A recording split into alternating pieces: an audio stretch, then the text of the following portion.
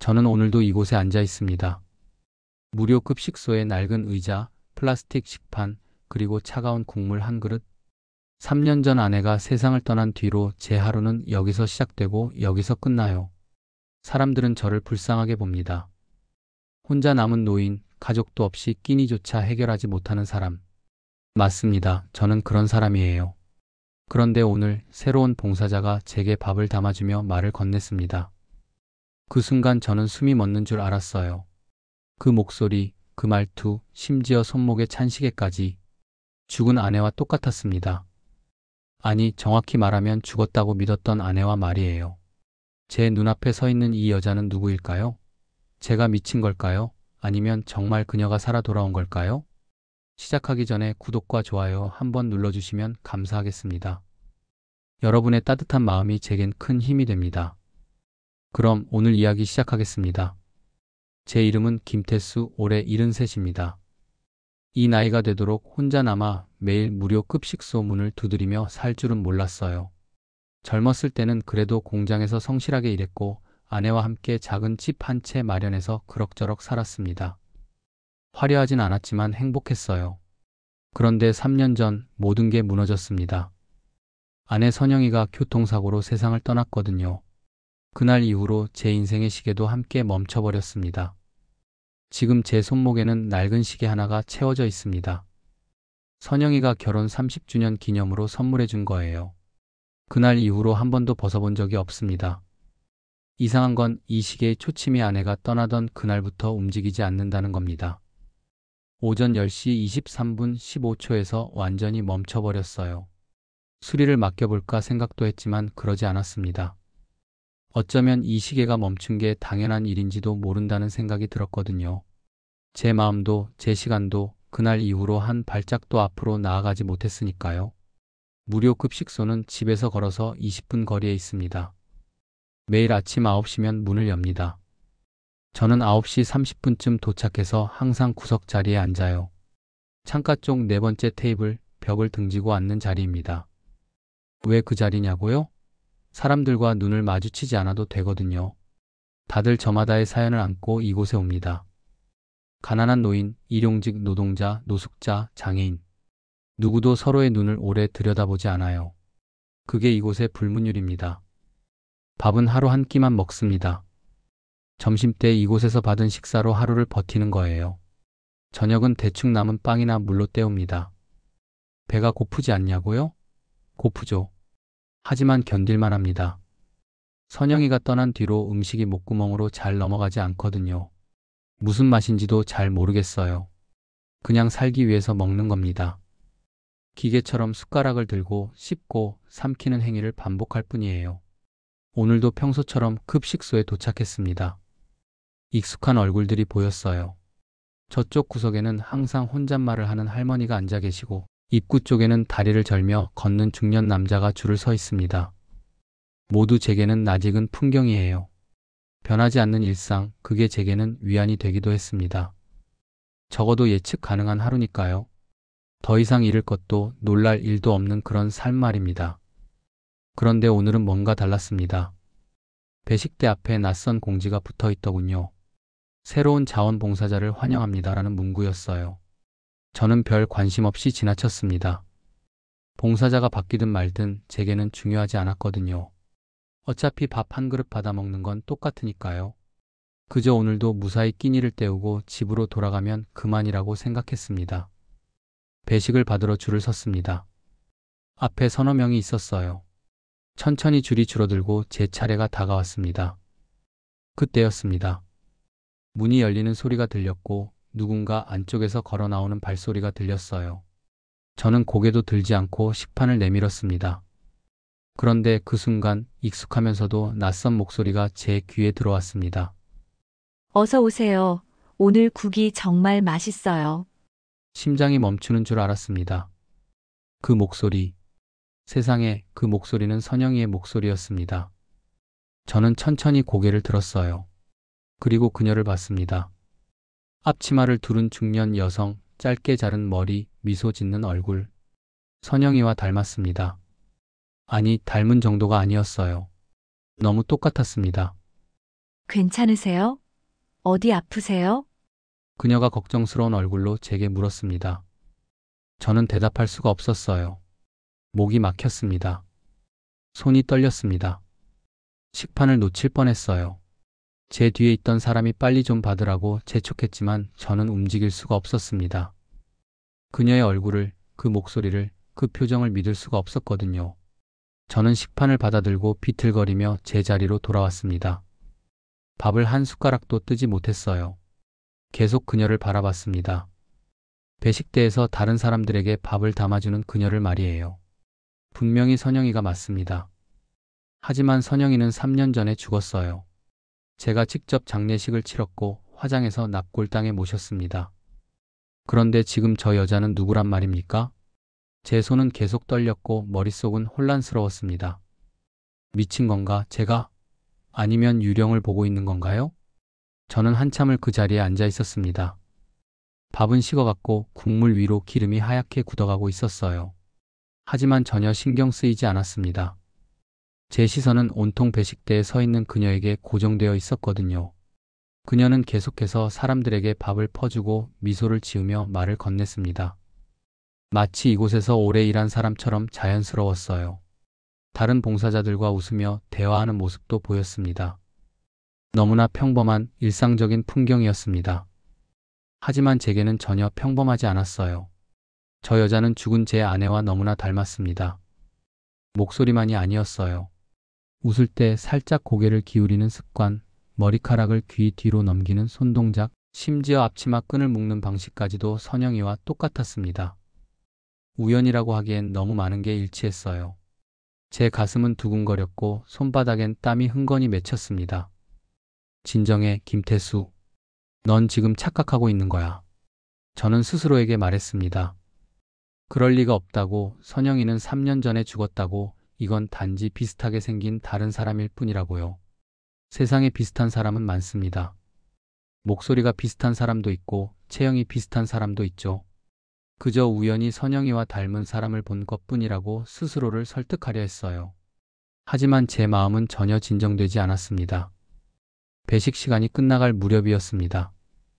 그녀가 앞치마를 벗으며 다른 봉사자와 이야기를 나누고 있었어요. 그때 제 눈에 뭔가가 들어왔습니다. 그녀의 손목에 채워진 시계였어요. 은색 줄에 흰색 문자판, 그리고 문자판 왼쪽 아래에 작은 별 모양 장식이 하나 새겨진 시계. 제 심장이 다시 한번 크게 뛰었습니다. 그 시계, 저는 그 시계를 알고 있었습니다. 결혼 30주년 기념일에 저는 선영이에게 시계를 선물했어요. 그리고 선영이도 제게 똑같은 디자인의 시계를 선물했습니다. 커플 시계였죠. 당시 작은 시계방에서 주문 제작한 거라 세상에 단 2개밖에 없는 시계였어요. 하나는 제 손목에, 그리고 다른 하나는 선영이와 함께 화장되어 사라졌습니다.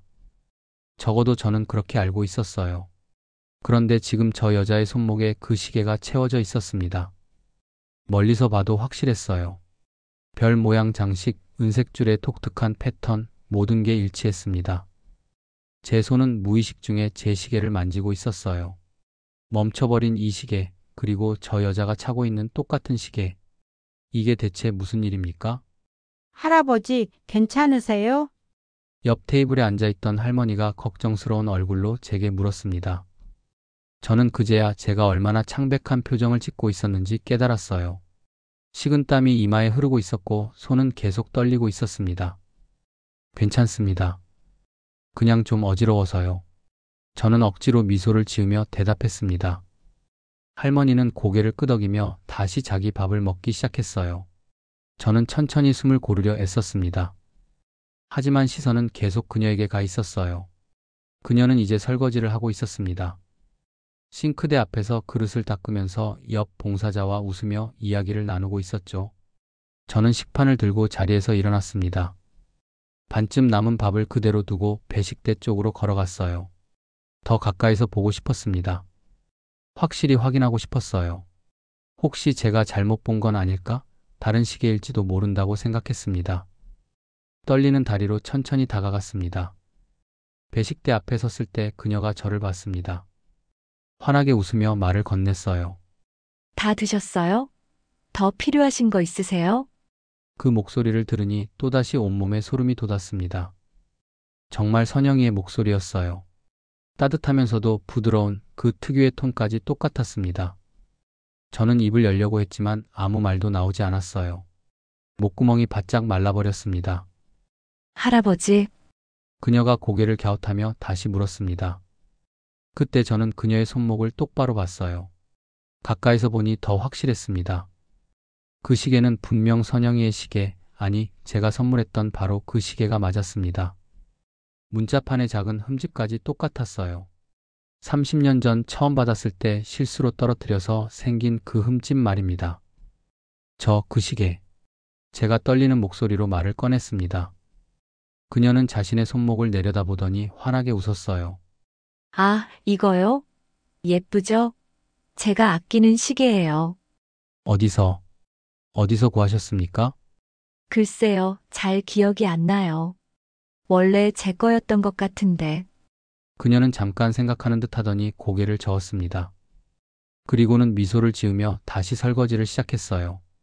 저는 더 이상 아무 말도 할 수 없었습니다. 제 머릿속은 완전히 혼란스러웠어요. 그녀는 시계가 어디서 온 건지도 모릅니다. 하지만 분명 그 시계를 차고 있어요. 저는 황급히 급식소를 나왔습니다. 밖으로 나오니 차가운 바람이 얼굴에 부딪혔어요. 숨을 크게 들이마셨습니다. 진정하려고 애썼지만 전혀 되지 않았어요. 머릿속엔 온통 그녀의 모습뿐이었습니다. 그 목소리, 그 시계, 그 미소. 모든 게 선영이를 떠올리게 했어요. 집으로 가는 길은 평소보다 훨씬 길게 느껴졌습니다. 다리에 힘이 하나도 없었어요.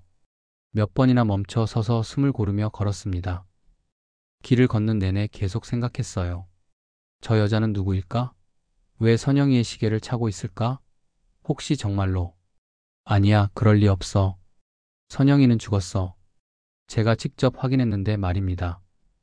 집에 도착했을 때는 해가 이미 기울고 있었습니다. 저는 현관문도 제대로 잠그지 못한 채 거실 바닥에 주저앉았어요. 손목의 시계를 내려다봤습니다. 여전히 10시 23분 15초에서 멈춰있는 이 시계. 그리고 그녀가 차고 있던 선영이의 시계. 대체 이게 무슨 일이지? 저는 중얼거렸습니다. 대답해줄 사람은 아무도 없었어요. 텅 빈 집 안에는 제 숨소리만 울려 퍼질 뿐이었습니다. 그날 밤 저는 한숨도 자지 못했습니다. 천장만 멍하니 바라보며 계속 그녀의 얼굴을 떠올렸어요. 눈을 감으면 그녀의 목소리가 들렸고 눈을 뜨면 그녀의 손목에 채워진 시계가 보였습니다. 이건 단순한 우연이 아니에요. 분명 뭔가 이유가 있을 겁니다. 저는 알아내야 했어요. 저 여자가 누구인지, 왜 선영이의 시계를 차고 있는지 말입니다. 다음날 아침 일찍 집을 나섰습니다. 급식소에 가는 대신 동네를 돌아다니기 시작했어요. 저 여자에 대해 아는 사람이 있을 거라고 생각했습니다. 작은 동네니까요. 소문은 빠르게 퍼지고 누군가는 분명 그녀에 대해 알고 있을 거예요. 먼저 시장 쪽으로 향했습니다. 오래된 재래시장이라 동네 소식통들이 많이 모이는 곳이거든요. 과일 가게 앞에서 할머니 몇 분이 이야기를 나누고 계셨습니다. 저는 조심스럽게 다가가 물어봤어요. 혹시 급식소에서 봉사하시는 분 중에 새로 오신 분 아십니까? 중년 여성분인데. 할머니들이 저를 보더니 고개를 갸웃했습니다. 한 분이 대답했어요. 아, 이선아 씨 말씀하시나? 며칠 전부터 봉사 시작했다던데. 이선아. 그게 그녀의 이름이었습니다. 선영이가 아닌 이선아. 저는 가슴이 철렁 내려앉는 걸 느꼈어요. 역시 다른 사람이었던 걸까요? 그분에 대해 더 아시는 게 있으십니까? 글쎄, 자세히는 모르지. 혼자 사신다던데. 집은 저쪽 언덕 쪽 빌라래. 더 이상 물어볼 게 없었습니다.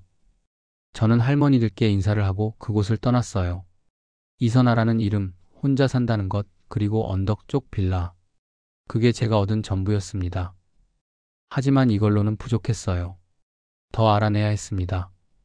교회로 향했습니다. 동네 작은 교회인데 봉사활동을 많이 하는 곳이에요. 혹시 그녀에 대해 아는 사람이 있을까 싶었습니다. 교회 마당에서 청소하고 계시던 집사님께 여쭤봤어요.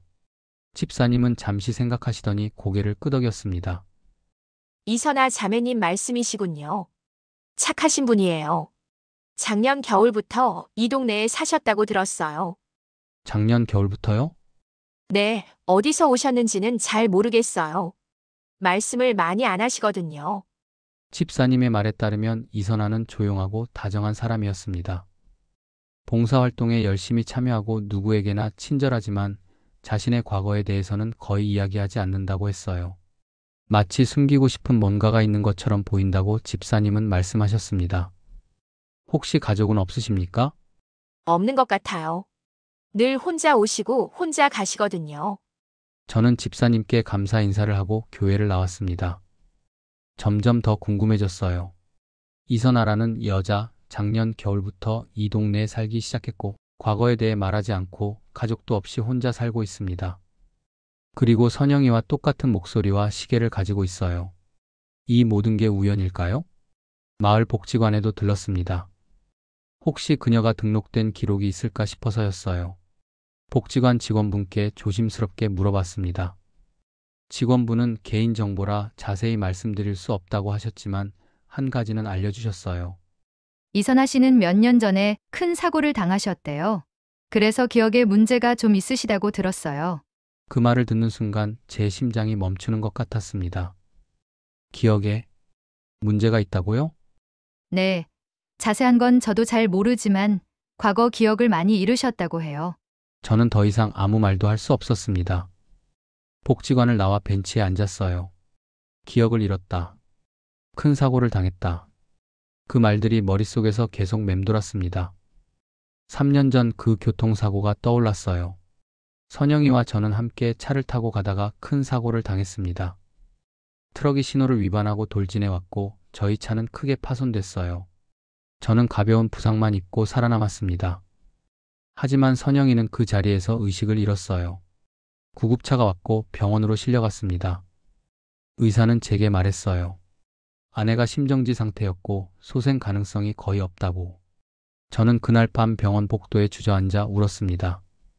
새벽녘에 의사가 나와서 고개를 저었을 때 저는 모든 게 끝났다고 생각했어요. 그런데 만약, 정말 만약에 말입니다. 선영이가 살아났다면? 하지만 기억을 잃어서 자기가 누구인지 몰랐다면? 그래서 병원을 빠져나가 어디론가 사라졌다면? 이건 말도 안 되는 상상이에요. 의사가 분명히 사망했다고 했습니다. 저는 시신을 확인했고 장례를 치렀어요.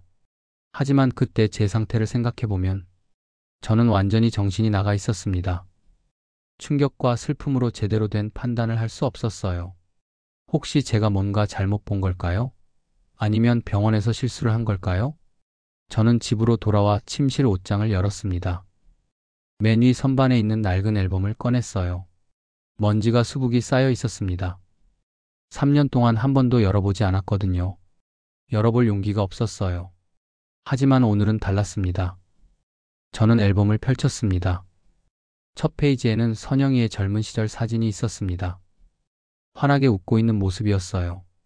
다음 페이지에는 우리의 결혼 사진, 그리고 여행 갔을 때 찍은 사진들이 있었습니다. 한 장 한 장 넘기면서 저는 선영이의 얼굴을 자세히 들여다봤어요. 그리고 오늘 본 그 여자 이선아의 얼굴과 비교했습니다. 닮았습니다. 너무나 닮았어요. 나이가 들어서 주름이 생기고 머리카락이 희끗해진 걸 감안하면 거의 똑같다고 해도 과언이 아니었습니다. 특히 눈매와 입 모양, 그리고 웃을 때의 표정이 완벽하게 일치했어요. 한 장의 사진에서 손이 멈췄습니다. 결혼 30주년 기념일 사진이었어요. 저와 선영이가 나란히 서서 손목 시계를 보여주며 웃고 있는 사진입니다. 바로 그 커플 시계였어요. 사진 속 선영이의 손목에 채워진 시계와 오늘 이선아가 차고 있던 시계가 똑같았습니다. 저는 사진을 꼭 쥐고 한참을 앉아 있었습니다. 해가 지고 방 안이 어두워졌지만 불을 켤 생각도 하지 못했어요. 머릿속에는 온통 혼란스러운 생각들 뿐이었습니다. 이선아는 선영이일까요? 아니면 그저 우연히 닮은 다른 사람일까요? 만약 정말 선영이라면 왜 저를 알아보지 못하는 걸까요? 답을 찾아야 했습니다. 더 이상 이렇게 혼자 고민하고 있을 수만은 없었어요. 저는 결심했습니다. 내일 다시 급식소에 가서 그녀와 제대로 이야기를 나눠보기로요. 진실이 무엇이든 저는 알아야 했습니다. 다음날 아침 저는 평소보다 일찍 집을 나섰습니다. 급식소로 가는 대신 언덕 쪽 빌라 방향으로 걸음을 옮겼어요. 이선아가 산다는 그곳으로 말입니다. 무슨 생각으로 그랬는지 저도 잘 모르겠어요. 그냥 그녀가 사는 곳을 보고 싶었습니다. 어쩌면 그곳에서 뭔가 단서를 찾을 수 있을지도 모른다는 희망 때문이었을까요? 언덕을 오르는 길은 생각보다 가팔랐습니다. 숨이 차올랐지만 멈추지 않았어요. 20분쯤 걸었을까 낡은 빌라 건물이 보였습니다. 3층짜리 건물인데 페인트가 벗겨지고 담장도 금이가 있었어요. 가난한 사람들이 모여 사는 곳이라는 게 한눈에 보였습니다. 저는 건물 맞은편 골목 어귀에 서서 빌라를 바라봤습니다. 어느 방이 그녀의 방일까요? 저는 한참을 서서 창문들을 살폈습니다. 대부분의 창문에는 커튼이 쳐져 있었고 몇몇 방에서는 불빛이 새어나왔어요. 그때였습니다. 2층 구석방의 창문이 열리더니 누군가 밖을 내다봤습니다. 이선아였어요. 저는 재빨리 전봇대 뒤로 몸을 숨겼습니다. 심장이 미친 듯이 뛰었어요. 그녀는 창가에 서서 하늘을 바라보고 있었습니다. 아침 햇살이 그녀의 얼굴을 비췄어요. 잠시 후 그녀는 창문을 닫고 안으로 들어갔습니다. 저는 한동안 그 자리에 서 있었어요.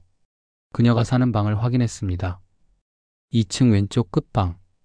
작은 원룸일 거예요. 혼자 살기에도 비좁아 보이는 곳이었습니다. 저는 그곳을 떠나 급식소로 향했습니다. 오늘은 꼭 그녀와 이야기를 나눠야 한다고 다짐했어요. 하지만 막상 급식소에 도착하니 용기가 나지 않았습니다. 배식을 받으러 줄을 서면서도 계속 망설였어요.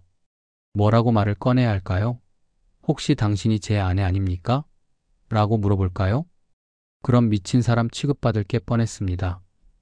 결국 저는 아무 말도 하지 못하고 밥만 받아서 자리로 돌아왔습니다. 그녀는 오늘도 환하게 웃으며 사람들에게 밥을 나눠주고 있었어요. 자연스럽고 편안한 모습이었습니다. 저는 구석자리에 앉아 그녀를 지켜봤습니다. 식사를 하는 척하면서 계속 그녀를 관찰했어요. 점심시간이 끝나고 사람들이 하나둘씩 떠나기 시작했습니다. 저도 자리에서 일어났어요. 그런데 나가려는 순간 그녀가 휴게실 쪽으로 들어가는 게 보였습니다. 저는 잠시 망설이다가 그녀를 따라갔습니다. 휴게실 문은 살짝 열려 있었어요. 안을 들여다보니 그녀가 의자에 앉아 손목시계를 바라보고 있었습니다.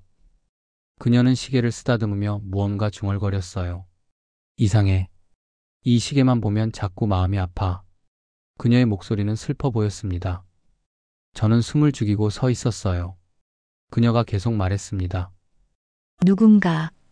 누군가 이 시계를 선물해줬던 것 같은데 도대체 누구였을까? 제 가슴이 미어지는 것 같았습니다. 그녀는 기억하지 못했어요. 자기가 누구인지 그 시계가 어디서 온 건지 아무것도 기억하지 못했습니다. 하지만 어딘가 깊은 곳에서는 뭔가를 느끼고 있었어요. 마음이 아프다고 했잖아요. 그건 기억은 사라졌지만 감정은 남아있다는 뜻 아닐까요? 저는 조용히 그곳을 떠났습니다. 더 이상 볼 수가 없었어요.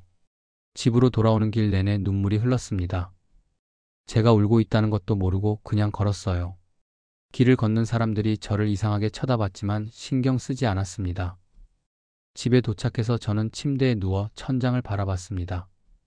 그리고 3년 전 그날을 떠올렸어요. 병원에서 의사가 제게 했던 말들이 하나씩 기억났습니다. 환자분 상태가 매우 위중합니다. 최선을 다하겠습니다. 가족분들은 각오를 하셔야 할 것 같습니다. 그리고 마지막으로 들었던 말, 유감스럽지만 소생시키지 못했습니다. 하지만 저는 그때 제대로 정신이 박혀있지 않았어요. 충격으로 멍한 상태였습니다. 의사의 말을 들었지만 실감하지 못했어요. 장례식장에 있을 때도 마찬가지였습니다. 모든 게 꿈처럼 느껴졌거든요. 관 속의 선영이를 보면서도 믿을 수가 없었어요. 만약 그때 뭔가 착오가 있었다면? 병원에서 실수를 했거나 아니면 제가 잘못 이해했다면? 선영이가 실제로는 살아났지만 기억을 잃고 어딘가로 사라졌다면? 이런 생각들이 머릿속을 가득 채웠습니다. 가능성이 있어요. 아주 작은 가능성이지만 분명히 있습니다. 그렇다면 이선아는 선영이일 수도 있습니다. 사고로 기억을 잃고 자기가 누구인지 모르는 채 3년을 살아온 제 아내 말이에요. 생각만 해도 가슴이 찢어질 것 같았습니다. 3년 동안 그녀는 혼자였어요. 아무도 없이 자기가 누군지도 모르는 채 외롭게 살아왔습니다. 그리고 저는 그녀가 죽었다고 믿으며 매일 죽은 듯이 살았어요. 하지만 확신할 수가 없었습니다. 증거가 없었어요. 닮은 얼굴, 같은 목소리, 똑같은 시계, 이것들만으로는 부족했습니다. 만약 제가 틀렸다면, 그녀가 정말로 다른 사람이라면, 제가 그녀에게 다가가서 당신은 제 아내입니다라고 말한다면, 그녀는 저를 이상한 노인으로 생각할 거예요.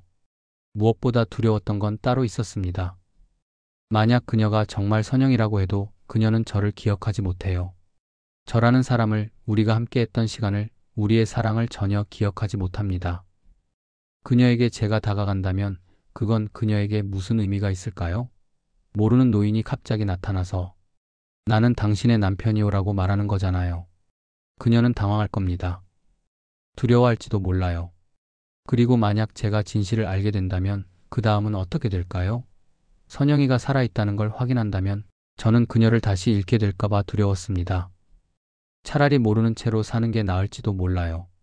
멀리서 그녀를 바라보며 그녀가 건강하게 살아가는 모습을 보는 것만으로도 충분할지 모릅니다. 저녁이 되었습니다.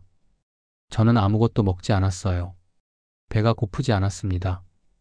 창밖을 보니 어둠이 내리고 있었어요. 거리의 가로등이 하나씩 켜지기 시작했습니다. 저는 다시 손목시계를 내려다봤습니다.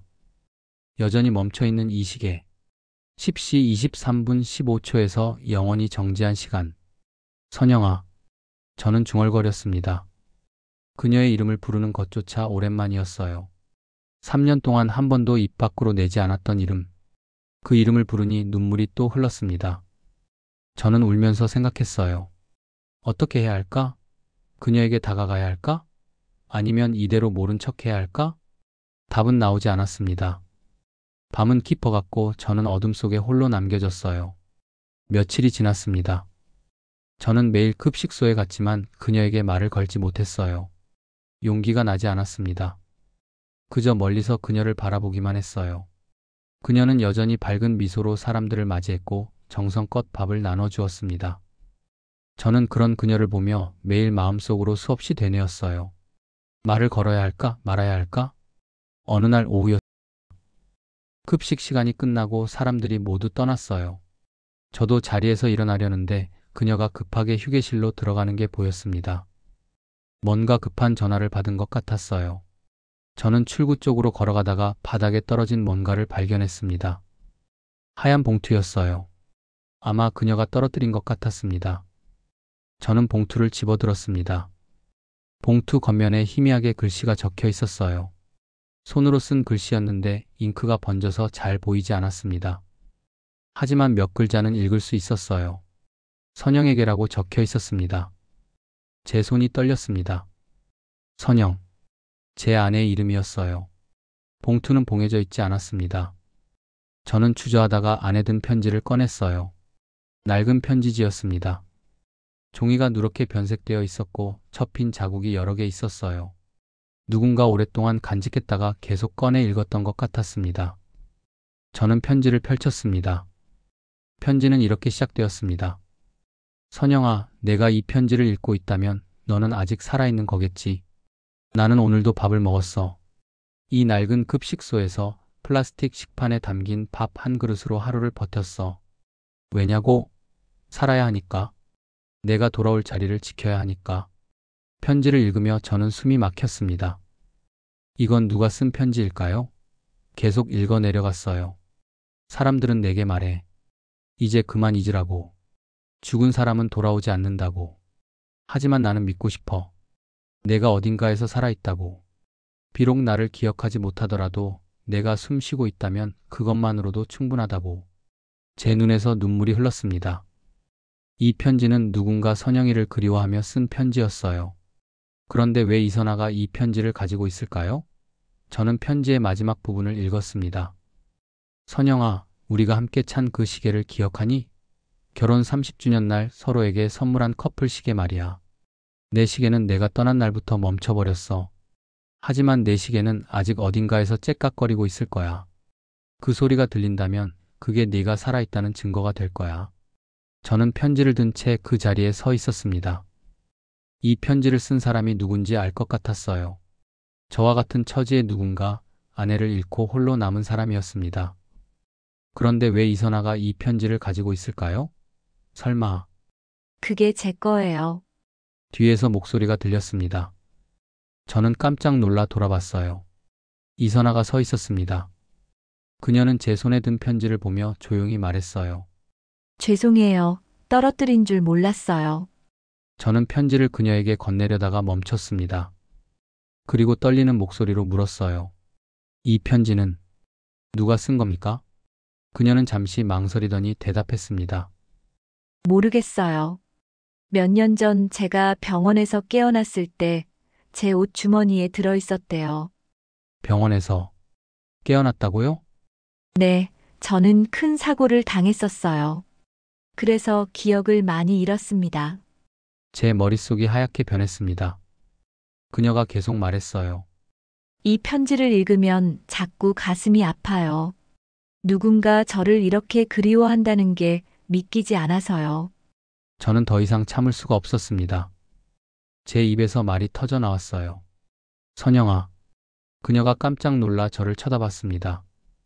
저는 눈물을 흘리며 말했어요. 선영이. 당신이 선영이 맞지요? 무슨 말씀이세요? 제 이름은 이선아예요. 아니요, 당신은 김선영입니다. 제 아내예요. 그녀는 당황한 얼굴로 뒤로 물러섰습니다. 저는 손목시계를 풀어 그녀에게 보여줬어요. 이 시계 보세요. 당신이 차고 있는 시계와 똑같습니다. 이건 우리가 결혼 30주년 기념으로 서로에게 선물한 커플 시계예요. 그녀는 자신의 손목시계를 내려다봤습니다. 그리고 제 시계를 봤어요. 두 시계는 완벽하게 똑같았습니다. 그녀의 얼굴이 창백해졌어요. 이게 무슨 3년 전 우리는 교통사고를 당했습니다. 저는 살아남았지만 당신은 의식을 잃었어요. 병원에서는 당신이 죽었다고 했습니다. 하지만 당신은 살아났어요. 기억을 잃은 채로. 그녀는 고개를 흔들었습니다. 아니에요. 그럴 리 없어요. 저는. 하지만 그녀의 눈에서 눈물이 흘러내렸습니다. 무언가 떠오르는 것 같았어요. 그녀는 시계를 만지작거리며 중얼거렸습니다. 이 시계 누군가 제게 선물했던 것 같아요. 따뜻한 손으로 웃으면서 저는 그녀에게 다가갔습니다. 그리고 조심스럽게 그녀의 손을 잡았어요. 저예요. 제가 선물했습니다. 당신을 사랑한다고 평생 함께하자고 말하면서요. 그 순간이었습니다. 그녀의 눈에서 뭔가 변하는 게 보였어요. 기억의 파편들이 돌아오는 것 같았습니다. 그녀는 떨리는 목소리로 말했어요. 당신이 그래요, 저예요. 늦게 와서 미안합니다. 그녀는 제 품에 안겼습니다. 그리고 울기 시작했어요. 저도 울었습니다. 3년 만에 다시 만난 우리는 아무 말 없이 그저 서로를 껴안고 울었습니다. 급식소의 시계가 째깍거리는 소리가 들렸어요. 제 손목에 멈춰있던 시계를 내려다봤습니다. 그 순간 믿을 수 없는 일이 일어났어요. 초침이 움직이기 시작한 겁니다. 10시 23분 16초, 17초, 18초. 멈춰있던 시간이 다시 흐르기 시작했습니다. 그 이후로 우리의 일상은 천천히 시작되었습니다. 선영이는 여전히 많은 기억을 잃은 상태였지만 매일 조금씩 우리의 과거를 되찾아가고 있어요. 어떤 날은 결혼식 날의 노래를 흥얼거리기도 하고 어떤 날은 우리가 함께 키우던 화분 이름을 떠올리기도 합니다. 완벽하게 돌아오지 않아도 괜찮아요. 중요한 건 우리가 지금 함께 있다는 것이니까요. 우리는 여전히 급식소에 갑니다. 이제는 함께 봉사자로 일하면서요. 선영이는 밥을 담아주고 저는 설거지를 합니다. 매일 아침 우리는 손목시계를 확인해요. 두 시계가 똑같은 시간을 가리키는 걸 보며 웃습니다. 기억은 사라져도 사랑은 남는다는 걸 배웠습니다. 우리는 매일 처음 만난 것처럼 서로에게 인사하고 매일 새롭게 사랑에 빠집니다. 시간은 때로 멈추기도 하고 다시 흐르기도 해요. 하지만 사랑만은 결코 사라지지 않습니다. 오늘도 끝까지 이야기 들어주셔서 감사합니다. 구독과 좋아요 부탁드려요. 다음에 또 좋은 이야기로 찾아뵙겠습니다.